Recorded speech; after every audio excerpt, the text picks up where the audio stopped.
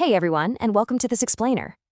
Today, we're going to put on our detective hats and decode some of the most manipulative, sneaky arguments that are just constantly thrown at us. Whether it's in media, political debates, or just all over your social media feed, we are going to equip you with the ultimate toolkit to see right through them. You know that feeling when you're scrolling through a really fiery debate online or listening to a big political speech, and the argument sounds entirely convincing on the surface? But then, deep down, your gut is just telling you there's a glitch in the reasoning. Something feels off.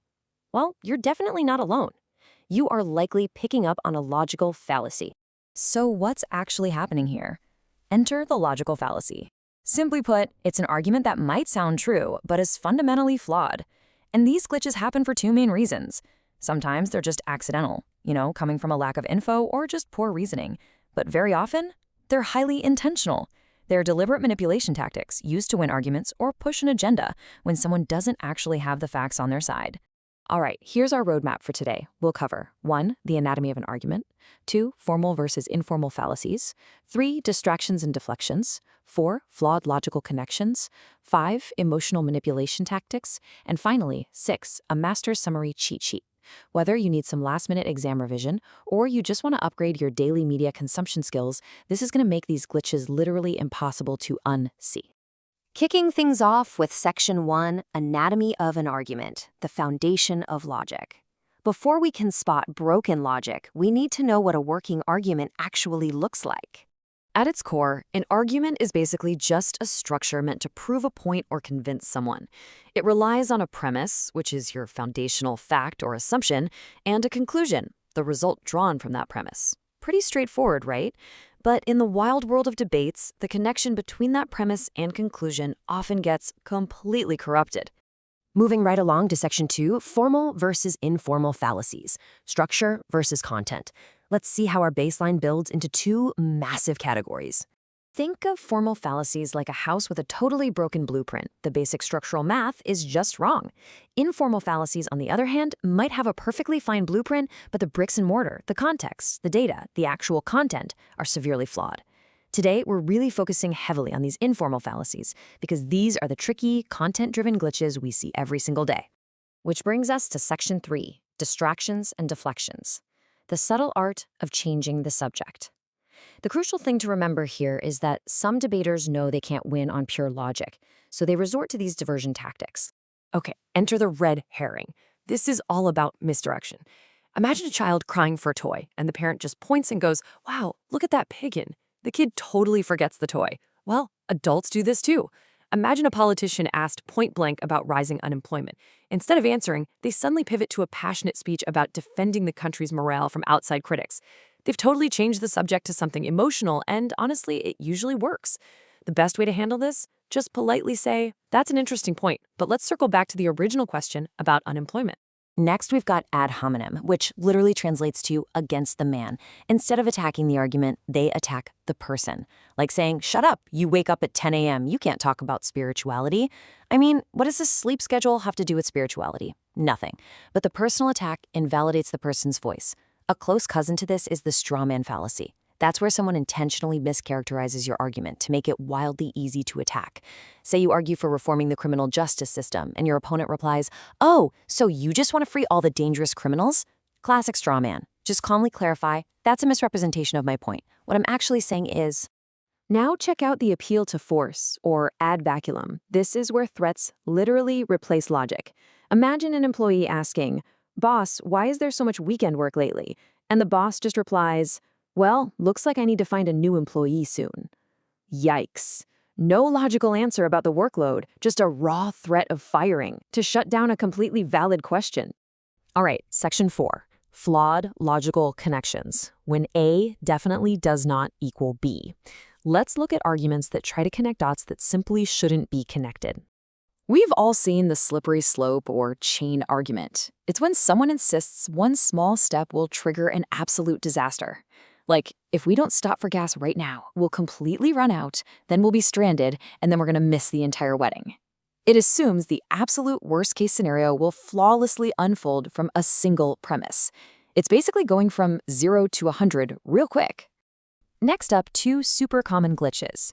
Hasty generalization happens when you jump the gun from insufficient observation. If you see that 3, 5, and 7 are prime and suddenly declare all odd numbers are prime, well, you forgot about numbers like 9. Then there's false cause. Just because two things happen at the same time doesn't mean one caused the other. You might see the death penalty being used while crime rates are simultaneously rising and falsely claim the death penalty causes crime. Bad correlation equals bad logic. Let's compare two really tricky tactics. The false alternative artificially limits your choices. If this person doesn't fiercely love children, they must hate them. It completely ignores the very real third option, mere indifference. Then we have the weak analogy. Guns shouldn't be restricted because hockey sticks can kill people too, and we don't ban those. Come on, that's a terrible comparison. A hockey stick is for sports, a gun is vastly more lethal and designed for a totally different purpose. And then there's the classic petitio principii, or begging the question. Pure circular logic. It's when the premise and the conclusion are wearing different outfits but contain the exact same information. Like a politician claiming, political stability is indispensable for economic progress because economic progress is achieved by political stability. You literally just spun me in a circle without proving a single thing. Section 5. Emotional manipulation tactics. Hacking the heart. This is where logic is completely abandoned in favor of pulling on your heartstrings or leaning heavily on social pressure. Remember that boss threatening the employee? Contrast that with the appeal to pity, or ad misericordiam. This is how a weaker party tries to win. Please pass my paper, professor, because my grandmother recently passed away. It's incredibly sad, absolutely, but a personal tragedy doesn't magically give academic merit to a failing paper. It's an attempt to bypass logic using misery. Here's how we let social pressure hack our brains. First, the appeal to inappropriate authority, like foolishly buying toothpaste just because a pop singer told you to.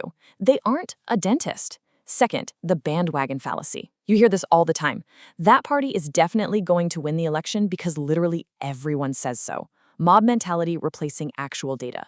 Finally, the appeal to ignorance, claiming aliens built Mars purely because scientists haven't proven that they didn't. Listen, a lack of evidence is not proof of a wild claim.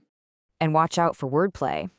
Equivocation is when someone twists the meaning of a word to confuse you. If someone says, Olympic boxer Mary Kom has a true gift for fighting, so she shouldn't get credit because gifts are given for free. They're twisting gift from meaning hard-earned talent into a free present. Then there's the fallacy of accident, which applies a rigid general rule to a clear exception. Like saying stabbing is a crime, therefore a life-saving surgeon using a scalpel should be thrown in jail. Obviously, context matters.